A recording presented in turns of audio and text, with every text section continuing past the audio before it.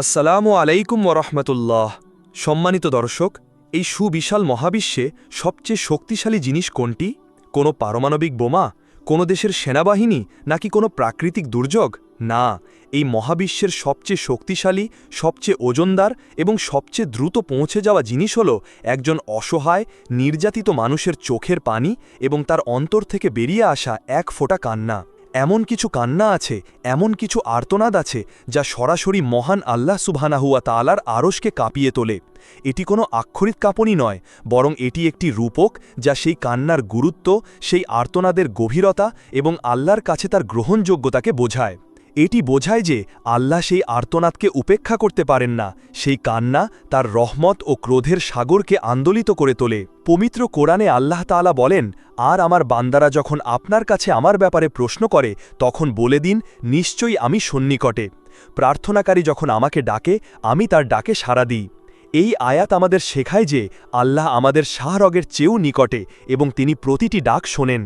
কিন্তু হাদিসে এমন কিছু নির্দিষ্ট শ্রেণীর মানুষের কথা বলা হয়েছে যাদের ডাক, যাদের দোয়া বা বদদোয়া এবং আল্লাহর দরবারে করা তাদের ফরিয়াদের মাঝে কোনো পর্দা থাকে না।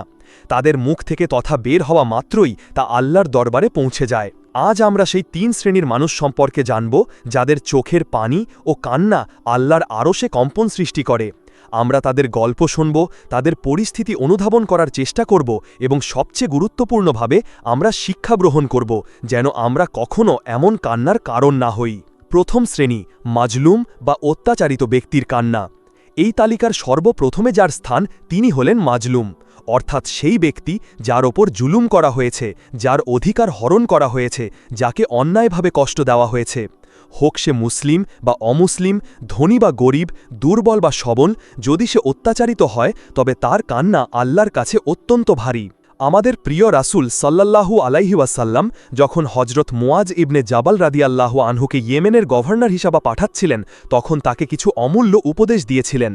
সেই উপদেশগুলোর মধ্যে একটি ছিল, তুমি অত্যাচারিতের বদদোয়া থেকে বেঁচে থেকো, কারণ তার দোয়া এবং আল্লাহর মাঝে কোনো পর্দা থাকে না। একবার চিন্তা করে দেখুন কি ভয়াবহ সতর্কবাণী। স্বয়ং রাসূল সাল্লাল্লাহু আলাইহি ওয়াসাল্লাম তার প্রিয় সাহাবীকে সাবধান করছেন, কারণ মাজলুমের অন্তরের আহাজারি যখন আকাশপানে উত্থিত হয় তখন আল্লাহ তাআলা বলেন, আমার সম্মান ও প্রতিপত্তির কসম, আমি তোমাকে অবশ্যই সাহায্য করব, যদিও তা কিছুকাল পরেও হয়। এর পেছনের কারণ হল জুলুম বা অত্যাচার হল আল্লাহর প্রতিষ্ঠিত সীমার লঙ্ঘন। আল্লাহ হলেন আল আদেল, অর্থাৎ পরম ন্যায় বিচারক। তিনি তার কোনো বান্দার ওপর সামান্য পরিমাণ অবিচারও সহ্য করেন না।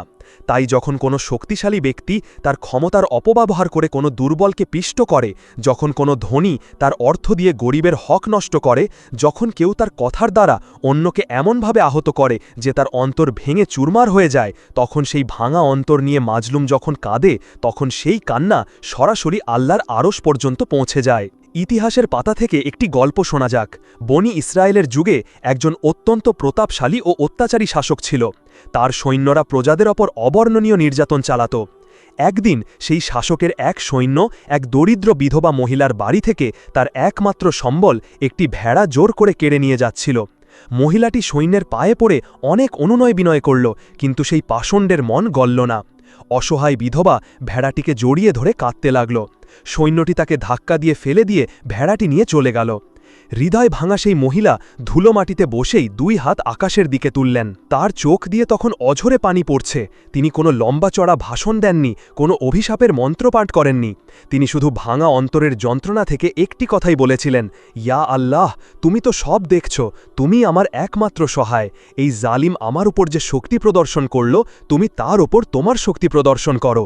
ঐতিহাসিকরা লেখেন, সেই অত্যাচারী সৈন্য ভেড়াটি নিয়ে প্রাসাদে ফিরে সেটিকে রান্না করার নির্দেশ দেয়। মাংস রান্না হওয়ার পর সবচেয়ে ভালো টুকরোটি যখন সে মুখে তুলতে যাবে, ঠিক সেই মুহূর্তে রান্না করা মাংসের টুকরোটি জীবন্ত হয়ে তার গলায় আটকে যায় এবং সেখানেই সে ছটপট করতে করতে মারা যায়। অন্য বর্ণনায় আছে, সেই রাতেই এক ভয়াবহ ভূমিকম্পে সেই জালিম শাসক ও তার প্রাসাদ ধ্বংস হয়ে গিয়েছিল। এটি কোনো কল্পকাহিনী নয়, এটি হলো মাজলুমের দোয়ার শক্তির এক বাস্তব উদাহরণ। আমাদের জীবনে আমরা জানতে অজান্তে কত মানুষের ওপর জুলুম করে ফেলি। কর্মক্ষেত্রে অধীনস্থ কর্মচারীর সাথে খারাপ ব্যবহার করা, পরিবারের দুর্বল সদস্যের ওপর কর্তৃত্ব খাটানো, প্রতিবেশীর জায়গা দখল করা, কারো নামে মিথ্যা অপবাদ দেওয়া, সামাজিক মাধ্যমে কাউকে নিয়ে ঠাট্টা বিদ্রূপ করা, এই সবই জুলুমের অন্তর্ভুক্ত। আমরা হয়তো ভুলে যাই, কিন্তু যার ওপর জুলুম করা হয়েছে তার অন্তরের ক্ষত শোকায় না। আর সে যদি এক ফোঁটা চোখের পানি ফেলে আল্লাহর কাছে নালিশ করে, তবে আমাদের দুনিয়া ও আখেরাত উভয়ই ধ্বংস হয়ে যেতে পারে। তাই আসুন আমরা প্রতিজ্ঞা করি, জীবনে কখনো কারোর ওপর জুলুম করব না, কারোর অধিকার নষ্ট করব না এবং কারো কান্নার কারণ হব না। আর যদি কখনো আমরাই মাজলুমের শিকার হই, তবে হতাশ না হয়ে ধৈর্য ধরব এবং নিজের বিচার পরম বিচারত আল্লাহর হাতে সঁপে দেব। দ্বিতীয় শ্রেণী, সন্তানের প্রতি পিতামাতার অন্তরের কান্না। দ্বিতীয় যে কান্নাটি আল্লাহর আরশ কাঁপিয়ে তোলে তা হল পিতামাতার কান্না। সন্তানের প্রতি পিতামাতার দোয়া যেমন দ্রুত কবুল হয়, তেমনি তাদের অন্তরের কষ্ট ও বদদোয়াও আল্লাহর দরবারে সরাসরি পৌঁছে যায়। ইসলামে পিতামাতার মর্যাদা আল্লাহর ইবাদতের পরেই রাখা হয়েছে। পবিত্র কোরআনে আল্লাহ বলেন, আর তোমার রব আদেশ দিয়েছেন যে তোমরা তাকে ছাড়া অন্য কারো ইবাদত করবে না এবং পিতামাতার সাথে সদ্ব্যবহার করবে। রাসূল সাল্লাল্লাহু আলাইহি ওয়াসাল্লাম বলেছেন, ৩ ব্যক্তির দোয়া নিঃসন্দেহে কবুল হয়: অত্যাচারিতের দোয়া, মুসাফিরের দোয়া এবং সন্তানের জন্য তার পিতার দোয়া ও বদদোয়া। এখানে পিতার কথা বিশেষভাবে উল্লেখ করা হলেও অধিকাংশ আলেম একমত যে মায়ের দোয়া আরও বেশি শক্তিশালী ও দ্রুত কবুল হয়। কারণ সন্তানের জন্য মা যে কষ্ট স্বীকার করেন তার তুলনা পৃথিবীর কোনো কিছুর সাথে হয় না। যখন কোনো সন্তান তার পিতামাতার সাথে দুর্ব্যবহার করে, তাদের মনে কষ্ট দেয়, তাদের বৃদ্ধ বয়সে সেবা না করে রাস্তায় ফেলে আসে, তখন সেই পিতামাতার হৃদয় ফেটে যে কান্না বের হয় তা আল্লাহর কাছে অত্যন্ত অপছন্দনীয়। এই কান্না জালিমের বিরুদ্ধে মাজলুমের কান্নার মতোই শক্তিশালী।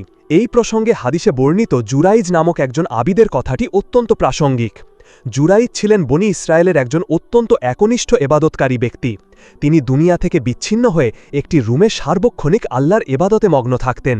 একদিন তিনি যখন নফল নামাজ পড়ছিলেন, তখন তার মা এসে তাকে ডাকলেন, হে জুরাইজ।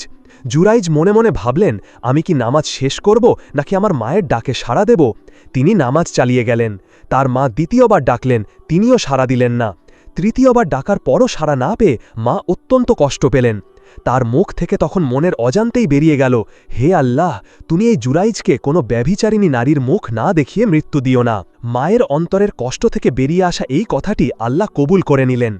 এর কিছুদিন পরই সেই এলাকায় এক রাখাল ছেলের সাথে এক সুন্দরী মহিলা ব্যভিচারে লিপ্ত হয়ে গর্ভবতী হয়। যখন তাকে সন্তানের পিতার নাম জিজ্ঞেস করা হলো, তখন সে নিজের সম্ভ্রম বাঁচাতে সেই আবিদ জুরাইজের নাম বলে দিল। ক্রুদ্ধ জনতা জুরাইজের সেই রুম ভেঙে দিল এবং তাকে টেনে হিঁচড়ে মারতে শুরু করল। জুরাইজ তখন লোকদের কাছে শুধু 2 রাকাত নামাজের অনুমতি চাইলেন। নামাজ শেষে তিনি সেই নবজাতক শিশুর কাছে গিয়ে তার পেটে আঙুল দিয়ে জিজ্ঞেস করলেন, হে বালক, তোমার পিতাকে? আল্লাহর হুকুমে সেই দুধের শিশু কথা বলে উঠল এবং আসল ব্যভিচারীর নাম বলে দিল। এই অলৌকিক ঘটনা দেখে লোকেরা তাদের ভুল বুঝতে পারল এবং জুরাইজের কাছে ক্ষমা চাইল। তখন জুরাইজ তাদের জিজ্ঞেস করেছিলেন, আমার মা কোথায়? এবং পুরো ঘটনা শুনে তিনি বুঝতে পারেন যে এটি ছিল তার মায়ের সেই দিনের অন্তরের কষ্টের ফল। এই গল্পটি আমাদের শেখায় যে পিতামাতার মনে কষ্ট দেওয়া কতটা ভয়াবহ হতে পারে।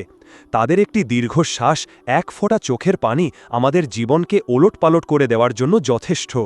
পক্ষান্তরে তাদের অন্তরের দোয়া আমাদের জন্য দুনিয়া ও আখিরাতের সফলতার দরজা খুলে দিতে পারে। যারা তাদের পিতামাতার সেবা করে, তাদের মুখে হাসি ফোটায়, তাদের দোয়া অর্জন করে, তারা আল্লাহর প্রিয় বান্দা হয়ে যায়। তাদের জীবনের সকল বাধা দূর হয়ে যায় এবং রিজিকে বরকত নাজিল হয়।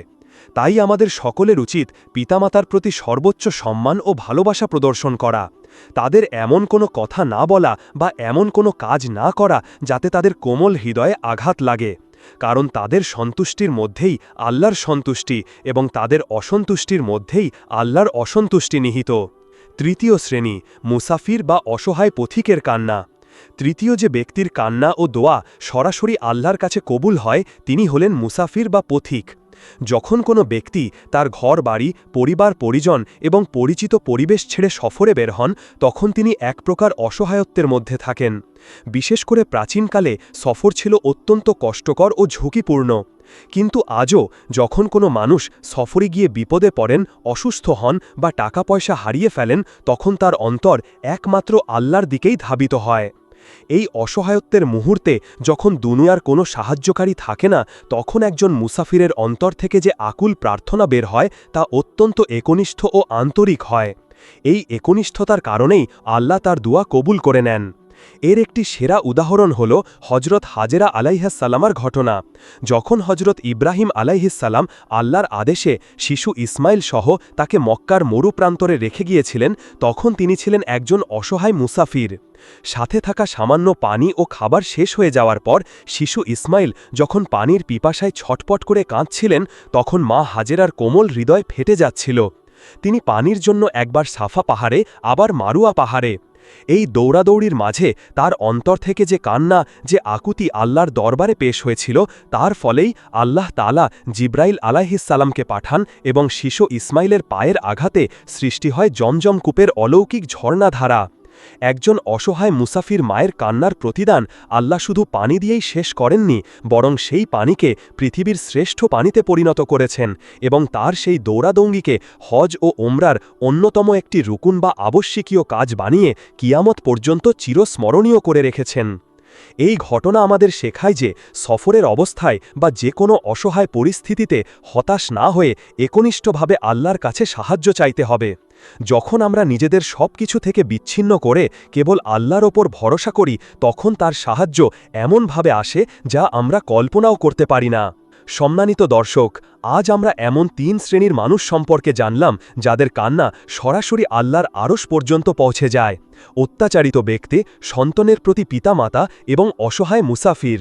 এই আলোচনার মূল শিক্ষা হল আমাদের জীবনে ২টি ভূমিকা পালন করতে হবে। প্রথমত, আমরা যেন কখনো জালিম বা অত্যাচারী না হই যার কারণে কোনো মজলুমকে কাঁদতে হয়। আমরা যেন কখনো সেই অবাধ্য সন্তান না হই যার কারণে পিতামাতাকে চোখের পানি ফেলতে হয়, কারণ এই ২টি কান্না আমাদের ধ্বংস ডেকে আনবে। দ্বিতীয়ত, আমরা যখন অত্যাচারিত হব কিংবা যখন সফরে থাকব, তখন যেন ধৈর্য ধারণ করি এবং মানুষের কাছে অভিযোগ না করে সরাসরি আল্লাহর কাছে আমাদের ফরিয়াদ পেশ করি, কারণ এই সময়গুলোতে আমাদের দোয়া কবুল হওয়ার সম্ভাবনা সবচেয়ে বেশি। আর আমরা যেন সব সময় আমাদের পিতামাতার সেবায় নিয়োজিত থাকি, যেন তাদের অন্তর থেকে কান্নার বদলে কেবলই কল্যাণের দোয়া বেরিয়ে আসে। আল্লাহ সুবহানাহু ওয়া তাআলা আমাদের সবাইকে জুলুম করা থেকে বিরত থাকার, পিতামাতার সেবা করার এবং সর্বাবস্থায় কেবল তারই ওপর ভরসা করার তৌফিক দান করুন। তিনি যেন আমাদের সেই সকল কান্নার কারণ হওয়া থেকে রক্ষা করেন যা তার আরশকে কাঁপিয়ে তোলে। আমিন। আজ এ পর্যন্তই।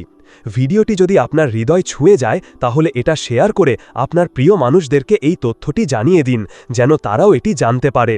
এরকম ইসলামিক তথ্যবহুল ভিডিও সবার আগে পেতে চ্যানেলটি সাবস্ক্রাইব করে পাশের বেল আইকনটি ক্লিক করে রাখুন।